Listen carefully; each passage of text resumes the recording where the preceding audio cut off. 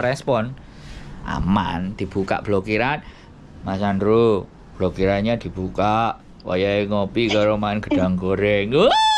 Bahagia saya.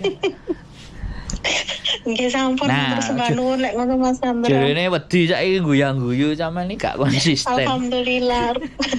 Jenenge wong ya aku mau telepon bojoku mbek nangis Mas Andro saking wedine aku. Lapo sih kok nangis? Gak usah lah, gak usah takut. Di Hongkong gak ada yang perlu ditakutkan selama sampean bener.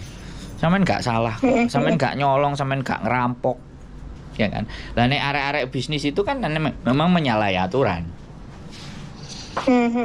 Sampean kan oleh hadiah. Iya waktu tahun waktu menang. Ya wis to ya, wis anggap ae rezeki. Kan ngono lho to, Mbak. Oke? Nggih sampun, siap, semangat ya. Enggak usah nangis ya. Tak tunggu kabar baik berikutnya. Waalaikumsalam.